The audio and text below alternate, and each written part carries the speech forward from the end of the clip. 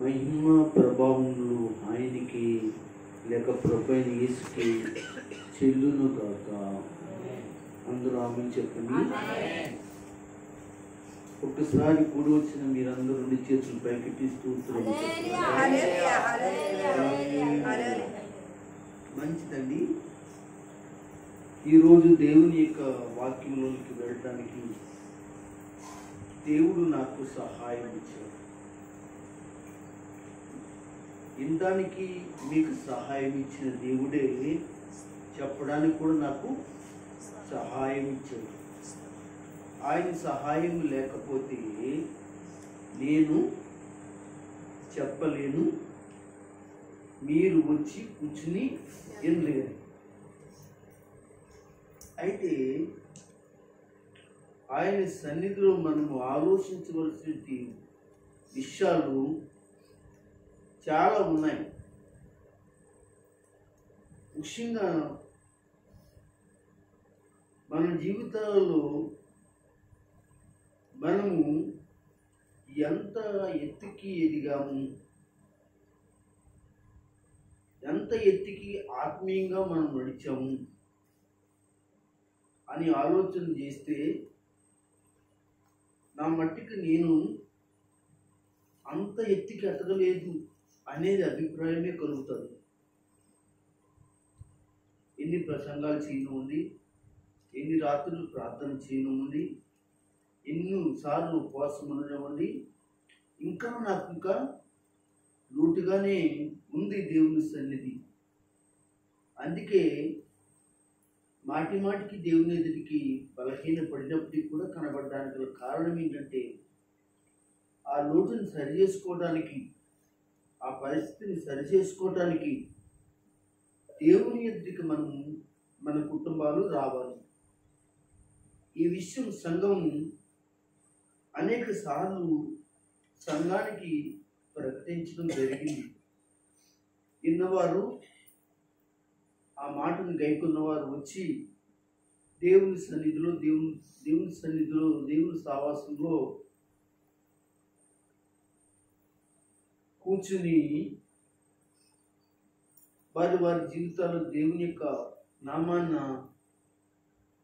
సమర్పణ చేసి బ్రతుకుతూ ఆయన రాకడ కొరకు సిద్ధపడుతున్నారు. అయితే ప్రస్తుతానికి దేవుని రాకడ దగ్గర పడిందని మరొకసారి జ్ఞాపకం చేస్తూ విన్నవించుకుంటున్నాను. ఎక్కడ చూసినా పరిస్థితులు సమాధానకరంగా లేవు, రెండోది ఆరోగ్యకరంగా కూడా లేదు. ఎక్కడ దాకా ఎందుకండి, మన సంఘ విశ్వాసంలో చాలా మందికి ఆరోగ్యాలు బాగాలేదు. వాళ్ళందరి కొరకు ప్రార్థన చేస్తూ ఉన్నాను, ప్రార్థన చేస్తున్నారు అమ్మగారు. అలాగే బయట వాళ్ళు కూడా చాలా మంది ఆరోగ్యాలు బాగలేదు, ప్రార్థన చేస్తున్నారు అమ్మగారు. నేను కూడా ప్రార్థన చేస్తున్నాను. ఈ ఆరోగ్యాల నిమిత్తమే కాదు కానీ ఆత్మీయ జీవితాలు దేవుని రాకడ కొరకు సంఘం ఎత్తబడాలి, స్థిరపడాలి అని కూడా సంఘం కొరకు, బయట వారి కొరకు, అనేకమైన ప్రజల కొరకు ప్రార్థన చేస్తున్నాం. అయితే ఈరోజు రాత్రి మీతో మాట్లాడబోతున్న వర్తమానం ఏమిటి అంటే, నీ త్రోవ లేక నీ త్రోవలు సరళం చేసుకోవాలి అంటే, అలా చెప్తున్నాను. ఒకవేళ మీరు ఈ త్రోవలు బ్రాకెట్లో మీ జీవితాలు పెట్టుకోండి, మీ త్రోవలు బ్రాకెట్లో మీ జీవితాలు సరళము చేయాలంటే లేదా చేయాలి అనేటి కాంక్షతో, ఆశతో దేవుని పాదాలు పట్టుకుని బ్రతుకులాడుతున్నారు.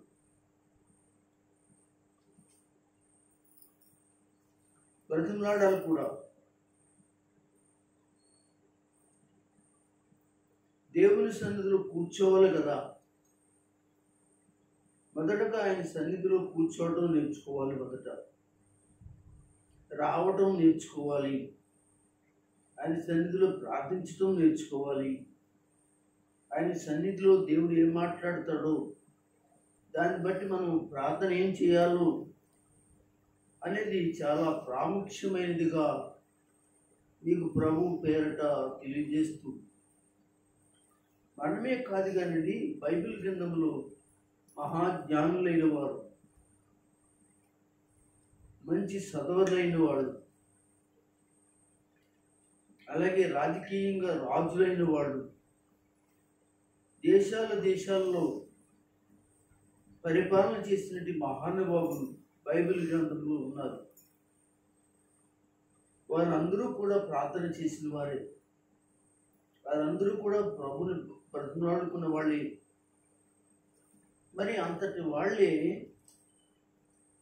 దేవుని ఎదుట కూర్చుండి, లేకపోతే దేవుని ఎదుట మోకరించి, దేవుని ఎదుట సాగిలపడి ప్రార్థన చేస్తుంటే మనం వాళ్ళకంటే గొప్పవాళ్ళము కాదు కదా. మన పరిస్థితులు, మన అవస్థతులు కూడా ఆ ప్రభు దగ్గరే కదా మనం చెప్పుకుంటా వచ్చాం. కాబట్టి మనము ఇంకనూ దేవుని ఎదుట మనం బతుకులాడుకోవాల్సిన అవసరం ఉందని, ఈ త్రోవలను లేక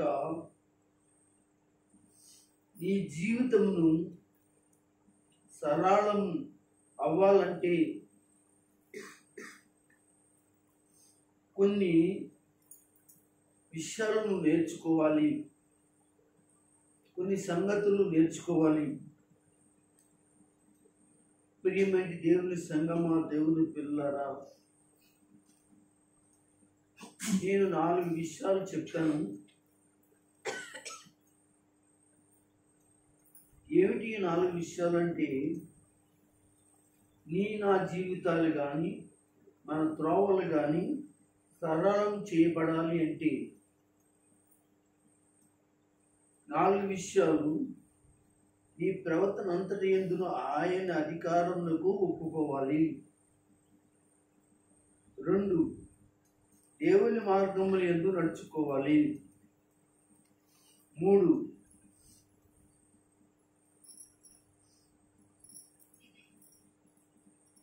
కుడికైనను ఎడమకైనను తొట్టిల్లకూడదు.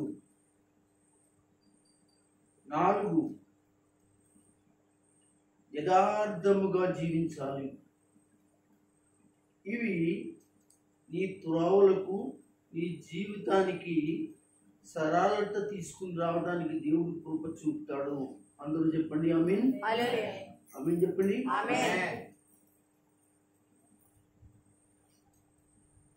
కనుక చాలా జాగ్రత్తగా మనము క్లుప్తంగా ఈ విషయాలు జ్ఞాపకం చేసుకుని వాక్యాన్ని పరిశుద్ధాత్మ దేవునికి అప్పగించుకుందాం. ఎందుకంటే నేనైతే చెప్పలేను, కానీ పరిశుద్ధాత్మ నాలో ఉంటే ఆయన మాట్లాడితే నేను మాట్లాడగలను. నేను ఒక బలహీనమైన బోరను కనుక ఈ బలహీనమైన బోరును బలపరుచుకుని ఆయన మాట్లాడింప చేసుకోవడానికి ఆయన స్వరాన్ని నాకు వినిపించి నా నోట్లో పెట్టి ఆయన మాట్లాడును గాక. కడిగి చెప్పండి. మనం బైబిల్ గ్రంథంలోకి వెళదాం. సామెతల గ్రంథం 3వ అధ్యాయం అందరూ తీసుకోండి. అందరూ కూడా తీసుకోవాలి. సామెతల గ్రంథం 3వ అధ్యాయం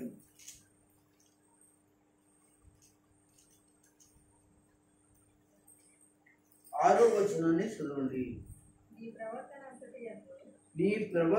నీ ప్రవర్తన అంతటి యందు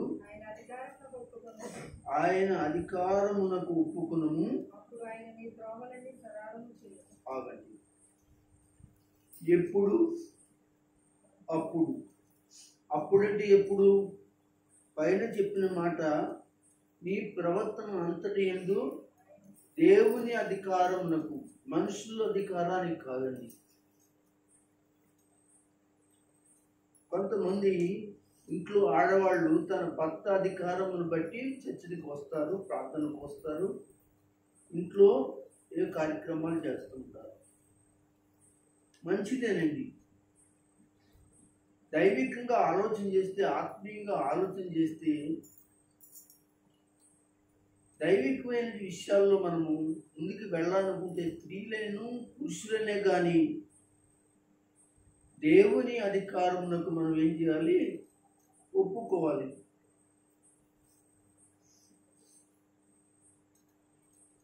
దేవుని అధికారమే ప్రాముఖ్యమని మనం నమ్మాలి. దేవుని అధికారము దేవుని సేవకుల ద్వారా మాట్లాడతాడు, దేవుని సువార్థికుల ద్వారా మాట్లాడతాడు, దేవుని యొక్క అపోస్తుల ద్వారా మాట్లాడతాడు. ఇలాగా దేవుని దైవజనుల ద్వారా ఆయన వాక్యం చేత నా జీవితాల్లో ఉన్నటి ప్రవర్తన పరిస్థితులు బాగోపోతే, నా జీవితాల్లో ఉన్నటి పరిస్థితులు బాగోపోతే, దేవుడు తన మాట చేత తన బిడ్డలైన వాళ్ళని మంచిగా చేయడానికి వాక్యం ద్వారా ఆయన మాట్లాడటం జరుగుతుంది. అప్పుడు ఏం చేసుకోవాలి అంటే, మనసు మార్చుకుని ప్రవర్తన ఏం చేయాలంటే, వాక్యం అనే అధికారములకు, దేవుని యొక్క మాటకు లోబడి నడవటానికి, ఒప్పుకోవడానికి సిద్ధపడాలి. చాలామంది ఇలా ఊహిస్తారు, పాస్టర్ గారు చెప్తే మేము ఒప్పుకునేందుకు నడవాలి, పాస్టమ్మ గారు చెప్తే మేమెందుకు ఒప్పుకుని నడవాలి అనేటువంటి వాళ్ళు దేవుని స్వరాన్ని వింటలేదు, లేక దేవుని మాట అని వాళ్ళు అనుకుంటలేదు అని మేము ముందుంచుతూ ఉన్నాను. ఎందుకో తెలుసంటే, ఎప్పుడూ కూడా దేవుడు నీతో మాట్లాడడానికి కళల్లోని దర్శనాలతోటే కాదు, ప్రవచనాలతోనే కాదు, వాక్యంతో కూడా మాట్లాడతాడు.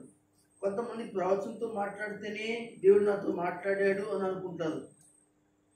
కొంతమంది కళలో మాట్లాడితే, దర్శనంలో మాట్లాడితేనే దేవుడు నాతో మాట్లాడాడు అనుకుంటారు.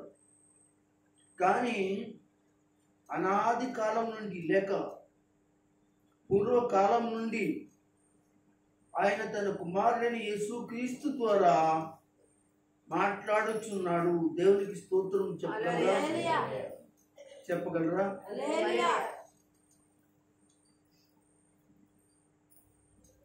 ఎవరి ద్వారా మాట్లాడుతున్నాడండి? తన కుమారుడైన యేసుక్రీస్తు ద్వారా మాట్లాడుచున్నాడు.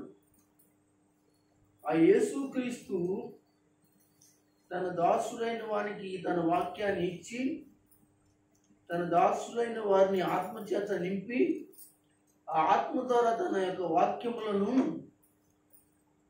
చెప్పించి మాట్లాడిస్తాడు. మాట్లాడేది మాత్రము సేవకుడు కాడు అనేది సంఘం మొదటగా గుర్తెరగాలి. వాక్యం ద్వారా మాట్లాడినప్పుడు కానీ, ప్రత్యేకంగా వ్యక్తిగతంగా మాట్లాడినప్పుడు కానీ, ఈ పరిస్థితుల గురించి మాట్లాడుతున్నప్పుడు కానీ, దేవుని దాసుడు నోట నుండి వస్తున్న మాట, వెలువడిన మాట, అది దేవుని మాటని నమ్మిన వాళ్ళ జీవితంలో మేలు జరుగుద్ది. వాళ్ళు దేవుని అధికారమునకు ఒప్పుకున్న వారుగా ఉంటారు, దేవుని అధికారమునకు లోబడిన వారుగా ఉంటారు. కనుక నేను పాస్టర్ గారు చెప్పినట్లుగా ఎందుకు చేయాలి అనే మాట, ఆలోచన నీ నుంచి రాకూడదు. పాస్టర్ గారు చెప్పినట్లుగా నేను ఎందుకు ప్రార్థన చేయాలి, ఈ ఆలోచన, ఉద్దేశము రాకుండా చూసుకోవాలి. పాస్టర్ గారు చెప్పినట్లుగా ఎందుకు డ్రమ్స్ కొట్టాలి, ఎందుకు వాక్యం చదవాలి, ఎందుకు పరిచర్య చేయాలి, ఎందుకు గుడికి రావాలి అనేది ఉద్దేశ ఆలోచనలు నీ హృదయానికి తాకకుండా వాటిని దూరపరుచుకుని ఆ మాట దేవునిదని నువ్వు మొట్టమొదటిగా గ్రహించాలని బైబిల్ గ్రంథం చెప్తుంది. అది ఇక్కడ నీ ప్రవర్తన అంతటి యందు ఆయన అధికారమునకు ఒప్పుకొనుము. మీరు వింటున్నారా? ఆయన అధికారమునకు.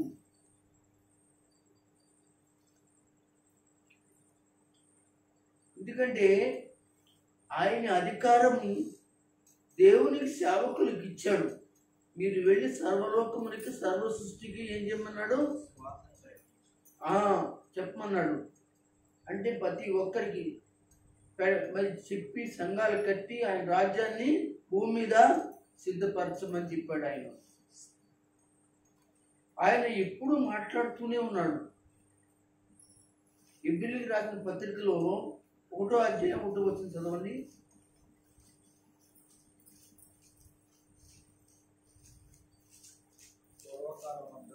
పూర్వకాలముందు నానా సమయములలోను నానా విధములుగాను ప్రవక్తల ద్వారా మీ పితరులతో మాట్లాడిన దేవుడు ఈ దినముల ఎంతమందు తన కుమారుడైన యేసుక్రీస్తు వాక్యము ద్వారా మాట్లాడుచున్నాడని గ్రహించవలసిన వారిగా ఉండాలని సంఘముతో పరిశుద్ధాత్మ దేవుడు మాట్లాడుచూ ఉన్నాడు. కనుక సంఘస్థులారా, నా సహోదరి సహోదరులారా, వాక్యం వింటున్న వారులారా, దయచేసి మీ ప్రవర్తన ఎలా ఉంది, మీ ప్రవర్తన ఎలా జీవిస్తుంది? ఈనాడు యవనస్తులందరూ కూడా వాళ్ళ ప్రవర్తన తన స్నేహితులు ఏం చెప్తారు చేస్తున్నారు. ఈనాడు యవన స్త్రీలు తన స్నేహితురాళ్ళు ఏం చెప్తున్నారో అలాగ నడుస్తున్నారు వారి ప్రవర్తన. తల్లిదండ్రులు చెప్పినట్లుగా వింటలేదు వాళ్ళు. తల్లిదండ్రుల యొక్క ఆలోచన వాళ్ళకి అవసరం లేనట్టు వారుగా స్త్రీ పురుషులైన వాళ్ళు యవనస్తులు జీవించే పరిస్థితులు ఈ కాలంలో కనబడుతుంది. అంతత మాత్రమే కాకుండా పెద్దవాళ్ళు అయినట్టు వాళ్ళు పురుషులు కానీ స్త్రీలు కూడా వారి వారి యొక్క స్నేహితులను, స్త్రీలైన పురుషులైనా కానీ పెద్దవాళ్ళు వాళ్ళ అధికారములకు లేక వాళ్ళ మాట ఇంటూ ప్రార్థిస్తున్నారే కానీ దేవుని యొక్క మాట ప్రకారంగా మనం వెళదాము, మనం ప్రార్థిద్దాము, ఆరాధన చేద్దాము, సాతాను యొక్క కోటలు మనం కూలగొడదాము అనేటువంటి ఆలోచన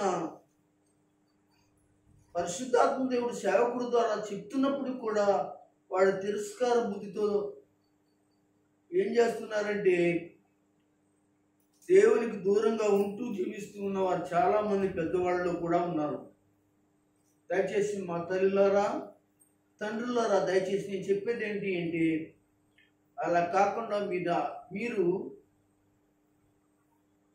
దేవుని అధికారం కిందకి రండి. అప్పుడు మీ జీవితం యొక్క త్రోవలను సరళము చేస్తాడు. దేవునికి స్తోత్రం. రెండు చేతులు పెట్టి స్తోత్రం చెప్పండి. అర్థమైందండి? నీ త్రోవ అంటే నీ జీవితం సరళము చేసుకోవాలని అనుకుంటున్నావా? చేసుకోవాలని అనుకుంటే ఇదిగో నేను చెప్పినట్టుగా ఇందాక నుంచి చెప్తున్నట్టు మాట ఏమిటి అంటే దేవుని అధికారానికి మనం ఏం చేయాలి? అధికారానికి ఏం చేయాలి? మనం లోబడిపోవాలి. ఇందాక చెప్పాను, ఎవరెవరో అధికారానికి లోబడుతూ తిరుగుతూ ఉన్నంటి స్త్రీలు ఉన్నారని చెప్పాను, పురుషులు ఉన్నారని చెప్పాను, యవనస్తులు ఉన్నారని చెప్పాను, యవన స్త్రీలు కూడా ఉన్నారని చెప్పాను, పెద్దవారు ఉన్నారని చెప్పాను. వాళ్ళు దేవుని అధికారం కిందకి రాలేదని కూడా చెప్పాను. దేవుని అధికారం కింద వచ్చిన వాళ్ళైతే ఈ మాట కూడా అనరని చెప్పాను. ఏ మాట? పాస్టర్ గారే మాట్లాడుతున్నారు, పాస్టర్ గారే అంటున్నారు, పాస్టర్ గారు ఏదో చెప్తున్నారు, పాత్రమ్మ గారు ఏదో చెప్తున్నారు అనే అభిప్రాయము వాళ్ళ నుంచి ఏం చేసుకోవాలని చెప్పాను? దూరం చేసుకోవాలి. అలాంటి అభిప్రాయాలు రాకుండా చూసుకోవాలి. అప్పుడే నువ్వు దేవుని వాక్యానికి నువ్వు లోబడతావు.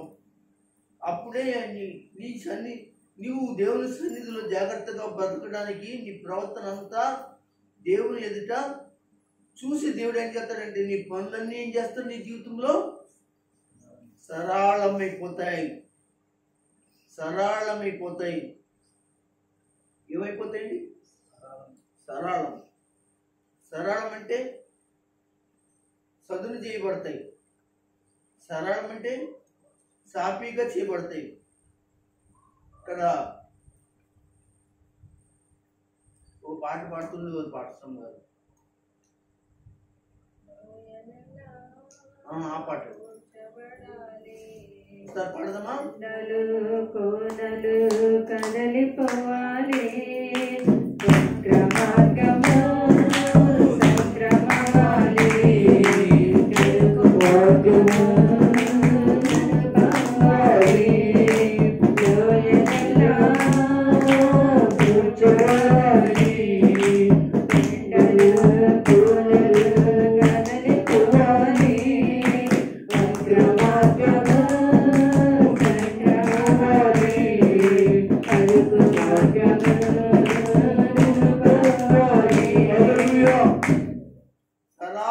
చేయబడాలి జీవితం. ఎక్కడైనా గుట్లు ఉన్నాయేమో, ఏదైనా మెరుగనుగా పండ్లు ఉన్నాయేమో, లేకపోతే తుప్పులు ఉన్నాయేమో, అన్నీ కూడా ఏం చేయాలి? సరళం చేసుకోవాలి. ఏం చెప్పాడు సామెతల్లో 3:6లో? నీ ప్రవర్తన అంతటి యందు ఆయన అధికారమును ఒప్పుకును. అప్పుడు ఏం జరుగుద్ది? అప్పుడు నీ త్రోవలు సరళం చేయబడతాయి. చాలా మంది త్రోవలు సరళం చేయబడతలేదంటే ఆలోచన చేయండి. ఎక్కడో ఏదో తేడా ఉంది, తేడా కొట్టింది. ఈ త్రోవలు అనగా సరళం చేయబడతలేదంటే నీ ఇంట్లో మరి అనగా నీ త్రోవలు సరిగా అనగా సక్రమం చేయబట్టలేదంటే ఆయన అధికారం కిందకి రాలేదు. ఆయన అధికారాన్ని తుంచబుస్తున్నావు. అది అధికారాన్ని తులసివేసి నీ ఇష్టానుసారంగా మార్గాలు వేసుకుంటున్నావు. అందుకని ఆ మార్గం అంతట్లో కూడా సరళం అవ్వటం లేదు. ఇప్పుడు చెప్పండి, ఎన్నో చెప్పాను నేను? మొదటిదే చెప్పాను. మొత్తం ఎన్నో చెప్పాను? 4 చెప్పాను. 4 విషయాలు చెప్పాను. ఈ త్రోవలు అంటే ఏంటి? నీ జీవితం. ఈ త్రోవలు లేక నీ జీవితము సరళము కావాలంటే ఏం చేయాలి? నీ ప్రవర్తన అంతటి యందును దేవుని అధికారమునకు ఒప్పుకోవాలి. ఒకటి, మనం చాలా విషయాలు చెప్పుకున్నాం ఇందులో. రెండో మాట ఏంటంటే, చెప్పండి, ఏం చెప్పాను? రెండో మాట ఇంకా ఇచ్చేసాను. దేవుని మార్గముల యందు నడుచుకునుము. ఏంటి రెండోది? ఎవరి మార్గాల్లోనూ? మనుషుల మార్గాల్లోనా? జాగ్రత్త. మనుషుల మార్గాల్లో నడిచిన చెప్పు కూడా పతనం అయిపోతావు. నీ జీవితం భయంకరమైపోతుంది. భయంకరమైన జీవితం జరుగుద్ది. దేవుని మార్గంలో నడిచిన వాళ్ళకి దీవులు దయచేయబడతాయి, ఆశీర్వాదాలు దయచేయబడతాయి. నువ్వు అనుకునేవన్నీ కూడా చక్కగా జరుగుతాయి, సరళం చేయబడతాయి. ఎంతమంది దేవుని పట్ల భయభక్తులు కలిగి దేవుని మార్గంలో ఎందుకు నడుచుకుంటున్నారు?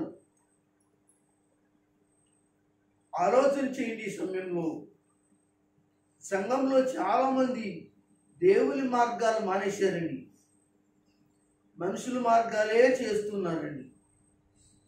మరీ చెప్తున్నాను మరొకసారి, దేవుని సంఘంలో దేవుని సన్నిధిలో చాలామంది దేవుని మార్గంలో నడవడం మానేశారు, మనుషుల మార్గంలోనికి నడుస్తున్నారు. మనుషుల యొక్క మాయోపాయాలు అనే మార్గంలో నడుస్తున్నారు. వాళ్ళకి ఏం కలుగుద్దంటే దేవుని బిడ్డలారా, వాళ్ళ విషయాల్లో దేవుడు కలగజేసుకోడు.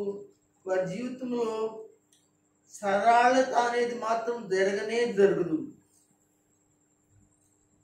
చూద్దాం వాక్యం. కీర్తన తీయండి.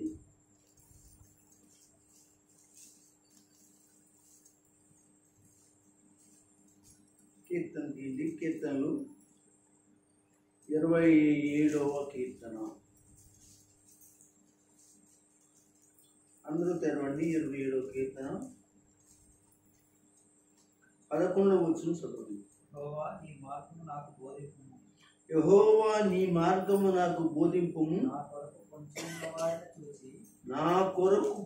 ఉన్న వారిని చూచి, నా కొరకు పొంచి ఉన్న వారిని చూచి. Praise the lord. హల్లెలూయా. చూడండి ఎంత మంచి ప్రార్థన లేదు భక్తులు. నిన్ను పొంచి ఉన్నవి ఏవైతే ఉన్నాయో ఆ విషయాన్ని తప్పించమని దేవుని ఎదుట ఏం చేయాలి? సరళం చేయమని ప్రార్థన చేయాలి. అది వ్యాపారంలో అయినా, ఉద్యోగాల్లో అయినా, చేసే పనుల్లోనైనా, అసలు చెప్పని టోటల్గా దేనిలోనైనా కానీ నీకు కొంచెం ఉన్న ఏదైనా కానీ ఏం చేయాలి? సరళము చేయి, మంచి చేయమని ప్రార్థన చేయాలి. అందుకే మనం ఈరోజు ఆయన సన్నిధిలో కూర్చుని ప్రార్థన కొరకు కంచేపుట్లో మనం ప్రార్థన చేయడానికి సిద్ధంగా ఉన్నాం. ఏమంటారు? ఈ సైలెంట్ అయ్యానంటే మీరు ఏం చేయాలి? చెప్పండి. ఆ విన్నంటే ఒకడు ఎలా ఉంది చెప్పండి కదా. సంతలో ఆ మూల ఒకటి కేకేసినట్టు, ఈ మూల ఒకటి కేకేసినట్టు ఉంది. ఏంటి? బెండకాయలు కేజీ 30 రూపాయలు, ఉల్లిపాయలు ఈ పక్కన. అలాగా ఈ మూలలో కేక, ఆ మూలలో కేకేస్తే దేవుడు ఎందుకు?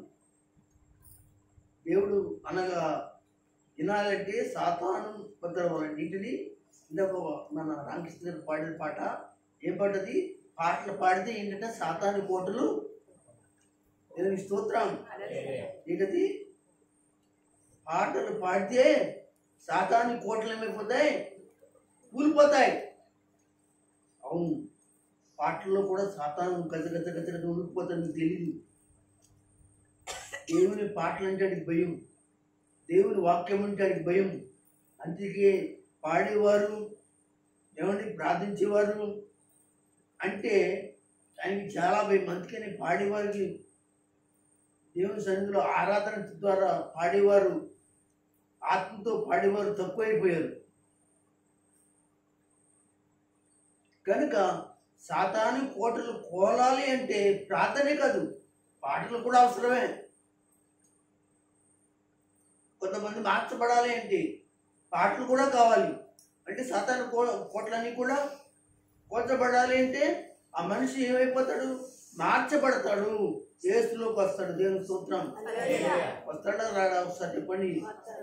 ఆత్మ సంబంధమైన పాటలు, ఆత్మీయమైన పాటలు అని పాడిన భక్తులు చాలా మంది ఉన్నారు. ఆ పాట విని మారు మనసు పొంది యేసుని నమ్ముకుని రక్షించబడిన వాళ్ళు అనేక మంది ఉన్నారు. మన పాస్టర్ గారు చచ్చివాడలో సేవ చేస్తున్నటువంటి పాస్టర్ గారు శాంతి కుమార్ గారు ఉన్నారు కదా, ఆయన శ్రీను గారు. నా సేవ ప్రారంభంలో బయట స్వార్థకి వెళ్ళేవాడు, బయటికి స్వార్థకి వెళ్ళేవాడు. ఆ స్వార్థలో ఆయన పాటలు ఎలా పాడేవాడు తెలిసి డ్రమ్ కొడుతూ ఆయన మొదట్లో సేవ అంటే ఇలా దండం పెట్టేసేవాడు. వాక్యం అంటే నేను చెప్పడం బాబు దండం పెట్టేవాడు ఆయన. అలాంటి ఆయన ఈ రోజున గొప్ప వాక్య ఉపదేశకుడు అయ్యాడు. చెప్పండి. గొప్ప దైవ సేవకుడు అయ్యాడు. హల్లెలూయా. కనుక ప్రియమైన దేవుని బిడ్డలారా, ఆయన అనేక పాటలు పాడి అనేక మంది హృదయాలను దేవుని తట్టు తిప్పేవాడు. అది ఆత్మీయంగా ఉండాలి ఆ పాటలు. ఆయన అనేక పాటలు, మంచి గానం పాటలు అన్నమాట. పాట పాడేవాడిని. ఆ పాట పాడే ఒక వ్యక్తి మార్చబడ్డాడు. ఆ పాట ఏంటంటే చక్కగా ఉంటుంది. ఆ పాట చుట్టా బీడి సిగరెట్టు నరకములో నా నిన్నెట్టు, చుట్టా బీడి సిగరెట్టు నరకములో నా నిన్నెట్టు, గుట్టు గుట్టున కాల్చేస్తావు, గుండి కాయిని కాల్చేస్తావు, నరకములో నిన్నెట్టేస్తావు చుట్టా బీడి.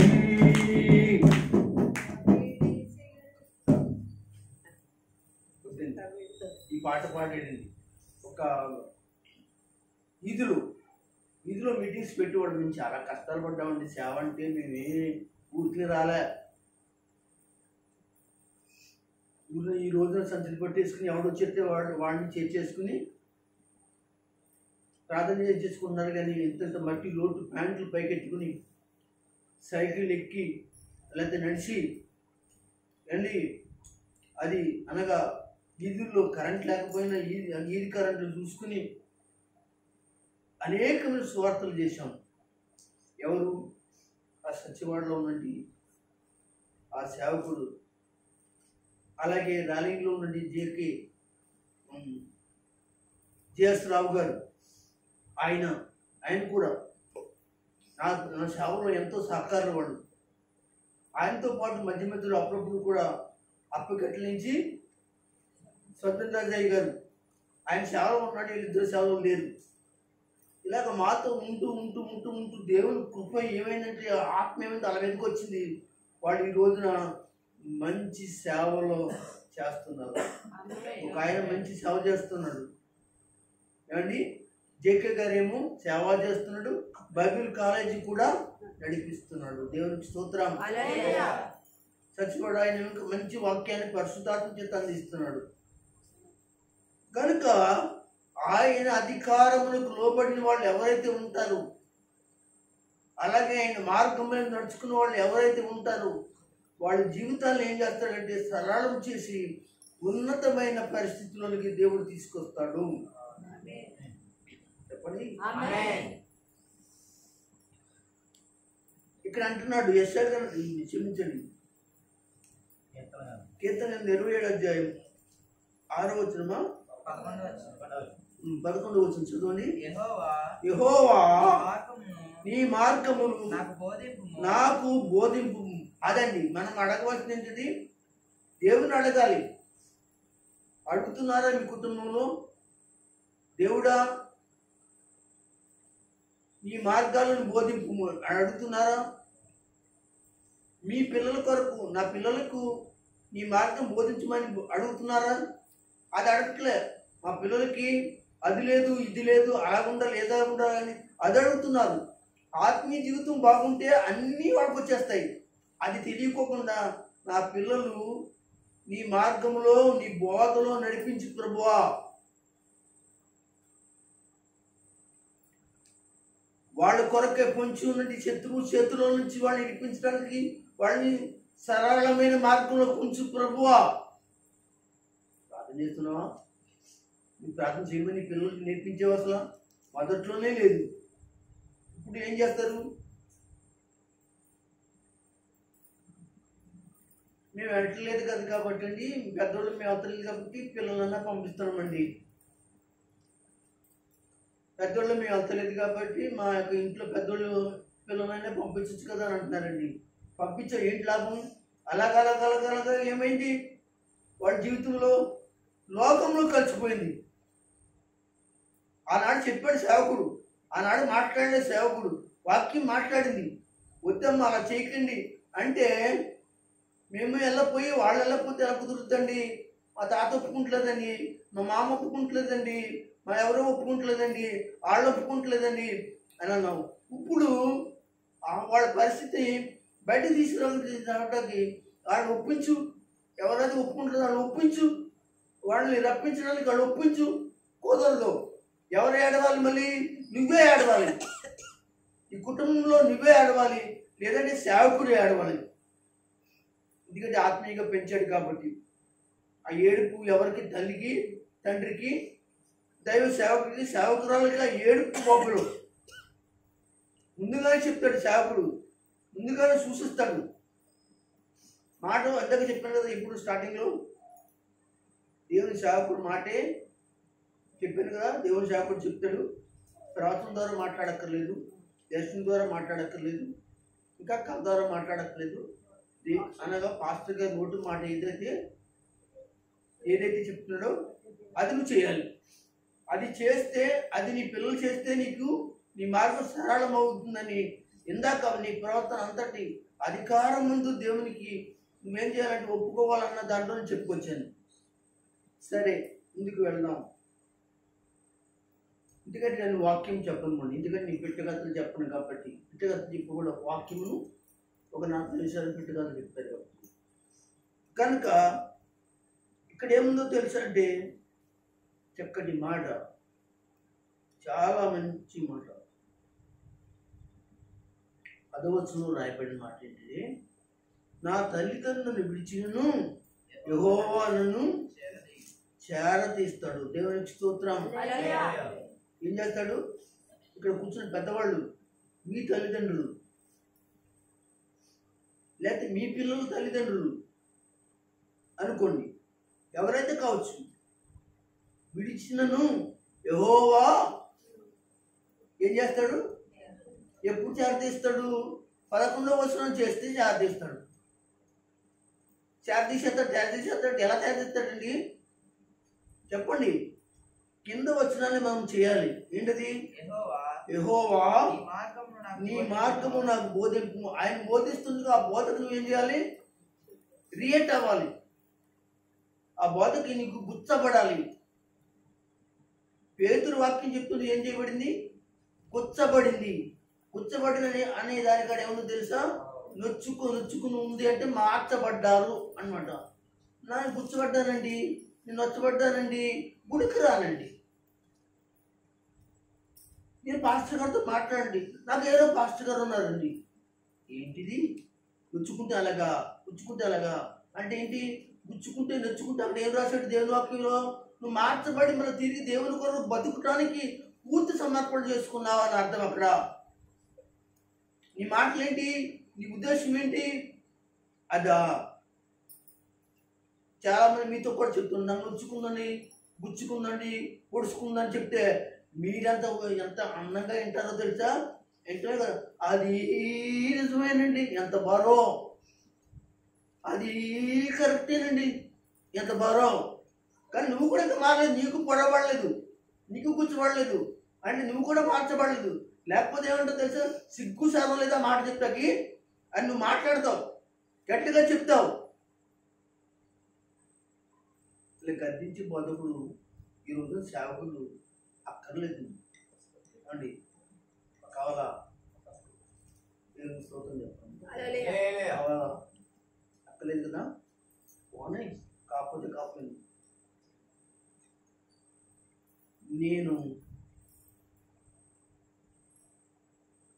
ఇత్తిన విత్తనాలు దేవుడి శాట్లో వేయగా పుట్టంతా ఇప్పి విత్తనాలన్నీ దేవుని దగ్గర చేస్తా చూసా, వాటిని బట్టి ప్రభు నన్ను ఆశీర్వదిస్తాడు. దేవుని స్తోత్రం. నాకు మీ ఆశీర్వాదాలు కాదు, ఎవరి ఆశీర్వాదాలు కావాలి? అది కనుక మీరు వాడికి సిఫారసు చేయకూడదు. అలా సిఫారసు చేసేది ఎవరు? సైతాన్. ఇలా సిఫారసు చేసి మాట్లాడుకుంటున్న వాళ్ళు ఎలా ఉంటుండగా సైతాన్ ఇలా వింటాడండి. విని దేవుని దగ్గరికి వెళ్ళి డ్యాన్స్ చేస్తాడంట. ఏం చేస్తాడు? చూడు నీ పిల్లలు ఎలా చెప్పుకుంటున్నారో నీ సేవకుడి గురించి, ఎలా మాట్లాడుకుంటున్నారో నీ సేవకుడి గురించి అనుకుంటాడు. మార్గం తప్పిన వాళ్ళ గురించి కూడా దేవుని దగ్గరికి వెళ్తాడు. అదిగో ఆయన ఎంత బోధన చేశాడు, ఎంత వాక్యం చెప్పాడు, నడిపించాడు. చూడు అక్కడ ఎక్కడ ఉన్నారు, నాకు ಮೇಲೆ డ్యాన్స్ చేస్తున్నారు, అక్కడ ఇక్కడ అనేక చోట్లలో ఎక్కడెక్కడో తిరుగుతున్నారు. చూడు అని చూపించాడు. ఏం చేస్తాడంటే నవ్వి డ్యాన్స్ చేస్తాడంట. అంటే ఇప్పుడు నువ్వేం చేసావు? దేవునికి జయాన్ని ఇచ్చావా, అపజయాన్ని ఇచ్చావా? నీ వలన దేవునికి జయం కలవాలి కానీ అపజయం కలగకూడదు. ఓకే, ఏమన్నాడు ఇక్కడ? నా కొరకు పొంచి ఉన్న వారిని చూచి సరళమైన మార్గం సరళమైన మార్గంలోకి నన్ను నడిపించు. నన్నే కాదు, ఎవరి కొరకైతే ప్రార్థన చేస్తున్నానో ఆ బోధ విని మార్చబడాలని వాళ్ళు ఎవరైతే ఉన్నారో వాళ్ళందరి కొరకు, వాళ్ళందరూ కూడా సరైన మార్గం లేరు, సాతానుడు పొంచి ఉన్నాడు, వాళ్ళకి సరైన మార్గంలోనికి నడిపించు. అంటే సరళమైన మార్గం, మంచి మార్గం. ఏ మార్గం అని? యేసేమన్నాడు, నేనే మార్గమును సత్యమును జీవము చెప్పాడు. అదే సరళమైన మార్గము. అందరూ స్తోత్రం చెప్పండి. హల్లెలూయా, హల్లెలూయా. ఓకే అండి, మూడో మాటలకు వెళ్ళిపోతాం. మూడో మాట ఏంటి అంటే ముందు చెప్పాను, మీరు రాసుకుంటారని ముందు చెప్పేసి. మూడో మాట ఏంటంటే కుడికైనను ఎడమకైనను తొట్టిల్లకుండా ఉండాలి. సామెతలను చూద్దాం. సామెతలకు సార్ చూడండి. ప్రార్థన చేయాలి కనుక సొంతంగా తీసుకోవచ్చు. సామెతలు తీయండి. లాస్ట్ వచనంలో 26, 27, 26, 27 చూడండి. అందరు తీసుకోండి. సామెతల గ్రంథము 4వ అధ్యాయము 26, 27. ఎప్పుడు కింద చెప్పినట్లుగా చేస్తే అప్పుడు అనమాట అండి. నీకు అర్థమైందా? నీవు అప్పుడు నీవు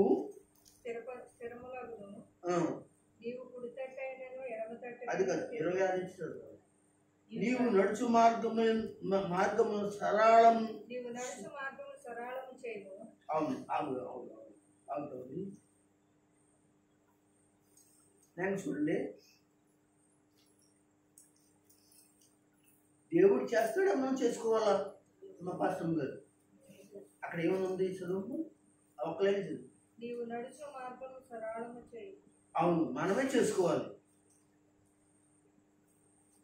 ఎంతకాలం పాస్టర్ గారిని కూడా పరిగెడతాడండి, ఎంతకాలం మీ నాన్నని కూడా పరిగెడతాడండి, ఎంతకాలం మీ అమ్మని కూడా పరిగెడుతుందండి, ఎంతకాలం సంఘం నీ కూడా పరిగెడుతుందండి.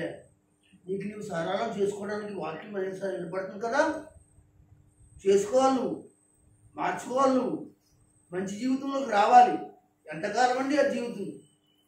సంఘం ఈ రోజున ఆ పరిస్థితిలో లేకపోవడానికి గల కారణం దేవుని వాక్యం ఆరో లేకపోవడమే. ఏమన్నాడు? నీవు నడుచు మార్గమును సరళము చేసుకును, అప్పుడు నీ మార్గములన్నీ కూడా. నేను చెప్తున్నా, దేవుడు చెప్తున్నా మాట. నువ్వు స్థిరపడాలంటే ఏం చేయాలి? నువ్వే చేసుకోవాలి. ఏమండి?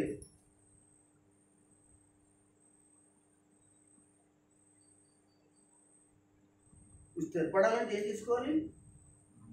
నువ్వే సరి చేసుకోవాలి, నువ్వే చూసుకోవాలి, నువ్వే జాగ్రత్తగా నడుచుకోవాలి, నువ్వే సరళం చేసుకుని దానిలో భద్రపరుచుకోవాలి. నీకు జాగ్రత్త లేకుండా ఎంతకాలం నీ కొరకు ఎంతమంది ప్రార్థన చేస్తే ఏంటి లాభం? చెప్పండి, నిజమంటారా అబద్ధం అంటారా? కనుక ప్రియులారా ఆలోచించండి. అంటున్నాడు, నీవు నడుచు మార్గమును సరళము చేసుకో, అప్పుడు నీకు ఖచ్చితంగా జరుగుతుంది. నీ మార్గాలు ఏమనుకుంటున్నావో అవన్నీ కూడా, అవి చిన్నవైనను పెద్దవైనను ఇరుకువైనను ఇబ్బందివైనను ఆయన సరళం చేస్తాడు. ఏం చెప్పాలి? ఇంకా ఆగానంటే చెప్పాలిగా. అలా అది కొంచెం గట్టిగా చెప్పండి అమ్మా. అలా జరుగును కాక అని అంటున్నాను కదండి. ఓకే, నా మాటలు మీకు అర్థమవుతున్నాయా? అర్థమవుతున్నాయా? అది ఆయన దూరం చర్చ తీసుకురండి. ఆయన వాక్యంకి స్వస్థపరచబడతారు, వాక్యం చేత రక్షణ పొందుతారు, మార్మల్స్ పొందుతారు. కనుక మీరు చెప్పండి, ప్రార్థన చేయండి, ఆయన నడిపించండి.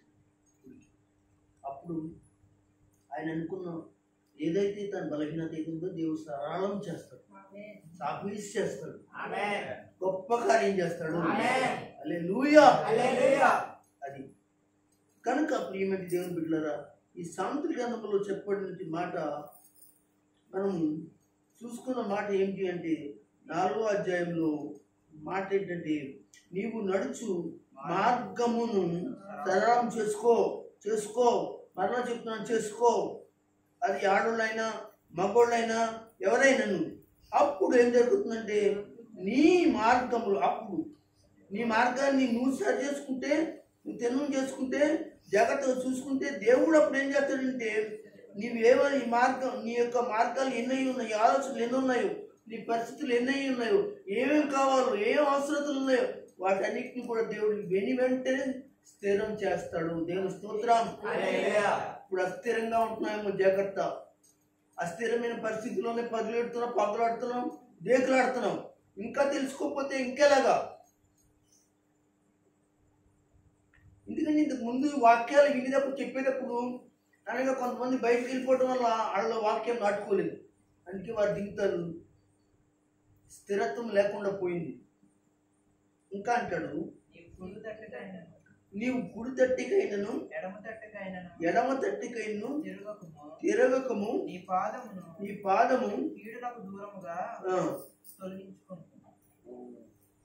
దేన్ని తొలగించుకోవాలండి?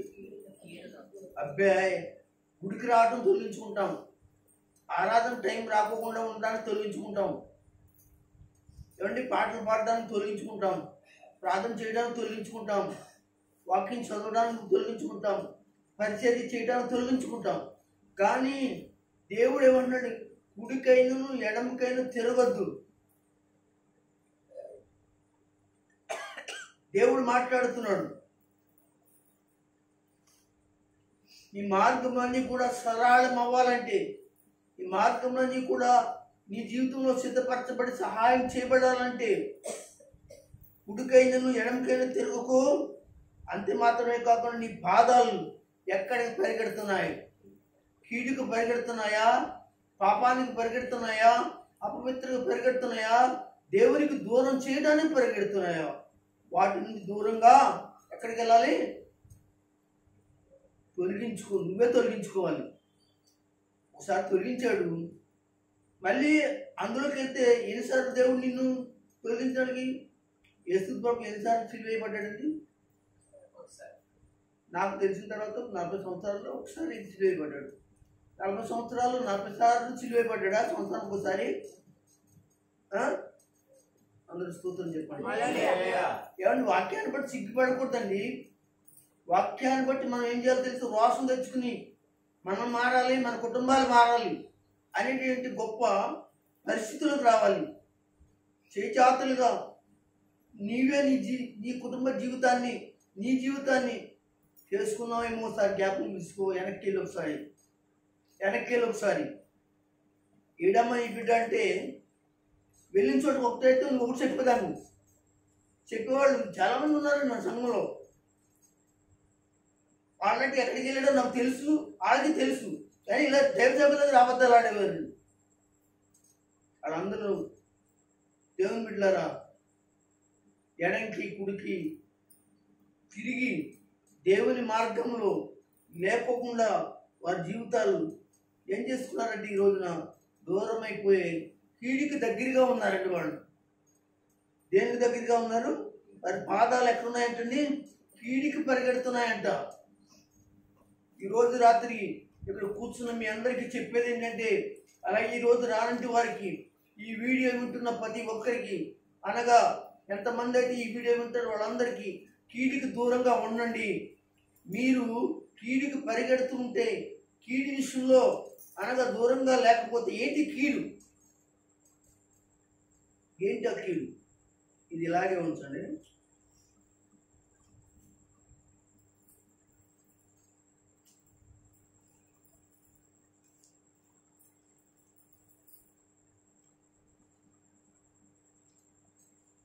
7వ అధ్యాయం ఇర్మియా గ్రంథము. కీడేమిటి? 7వ అధ్యాయము 7వ వచనం చదవండి. 8వ వచనం క్షమించండి 6వ వచనం చదవండి. పరదేశము తట్టులేని వారిని, అది ఆ సౌదాం ఉండండి, ఒకసారి చూడండి. పరదేశులను తండ్రి లేని వారిని ఎదవరాండ్లను బాధింపుకయు, ఈ చోట నిర్దోషమైన రక్తము చిందింపుకయు, మీకు మీకు మీకు కీడు చేయు అన్య దేవతలను అనుసరింపకయు ఉండిన ఎడలా, అందరూ స్తోత్రం చెప్పండి. హల్లెలూయా. కీడుకు దూరంగా ఉన్నాడు. సామెతల గ్రంథం ఎంత? కుడికైను ఎడమకైను తిరుక్కోకుండా మీ పాదాలు ఎక్కడి నుంచి అన్నాడు? దూరంగా ఉంచు. దేనికి? ఇదిగో ఇదే, వీటికే దూరంగా ఉంచు, ఈ పరిస్థితులకే దూరంగా ఉంచు అని చెప్తున్నాడు. దయచేసి నువ్వు ఉంచుతున్నావా? ఈ కుటుంబంలో ఉన్న వాళ్ళని ఉంచుతున్నావా? ఆలోచన చేయి. నా సహోదరి, నా సహోదరులారా, వాక్యం వింటున్న వారు దయచేసి మరొక మాట మనం చదువుకుని చెప్పుకుని మనం ముగించుకోవచ్చు. ఇన్ని మాటలు చెప్పాను నేను. 4 మాటలా 3 మాటలా? 3 చెప్పాను. 4వ మాట చెప్పాలి. ఏంటది? మళ్ళీ అడుగుతున్నాను. అందుకే మిమ్మల్ని అడుగుతాననే ముందు చెప్పేశాను. యథార్థంగా జీవించాలి. ఏం చేయాలి? నీ త్రోవలు బ్రాకెట్లు ఏం పెట్టుకోవాలి? నీ జీవితం సరళము చేయబడాలంటే ఈ జీవితం ఎలా ఉండాలి? ఈ ప్రవర్తన అంతటి ఎందును ఆయన అధికారాన్ని ఒప్పుకోవాలి. 2వది దేవుని మార్గంలో నడుచుకోవాలి. 3వది కుడికైనా ఎడమకైనా తొట్టలేకూడదు. 4వది యథార్థంగా జీవించాలి. దేవుని స్తోత్రం. ఈ వచనాన్ని కూడా మనం చదువుకుని ముగించుకున్నాం. యెషయా గ్రంథంలో రండి.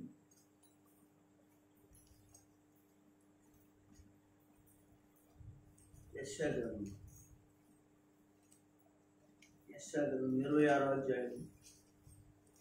యెషయా గ్రంథం 26వ అధ్యాయం తీయండి.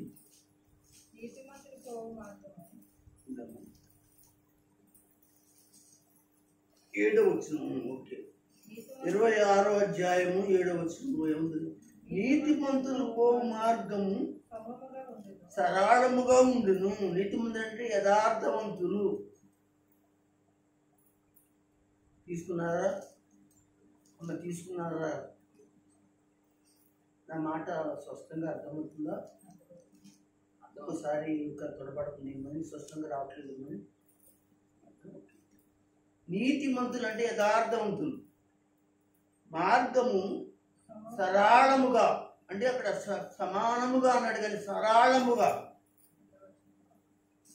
తర్వాత అది సమానముగా సరళముగా. దేవునికి స్తోత్రం. నీతిగా జీవిస్తే నీ పనులు, నీ వ్యాపారాలు, నీ ఉద్యోగము, నీ అవసరతలు, నీ కుటుంబ బిడ్డల విషయంలో, నీ విషయంలో, నీ ఆర్థికమైన సమస్య విషయంలో, నీ ఆరోగ్యం విషయంలో అన్నీ కూడా ఏం జరుగుతాయి? సరళంగా దేవుడు సహాయం చేసి నిన్నేం చేస్తాడు? ఆయన కొరకు వాడుకుని ఈ దీవులన్నీ కూడా దేవుడు దయచేస్తాడు. ఏ దీవులు? ఇప్పుడు చెప్పినన్నీ కూడా నీ పట్ల జరిగిస్తాడు.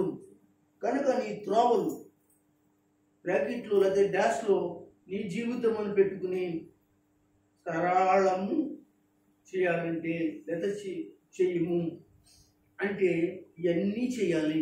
ఇవన్నీ చేస్తే దేవుడు సహాయం చేస్తాడు. ఒకసారి దేవుడు చేసును గాక. దేవుడు చేసును గాక. ఆమేన్. దేవుడు ఈ మాటలు దీవించును గాక. ఆమేన్.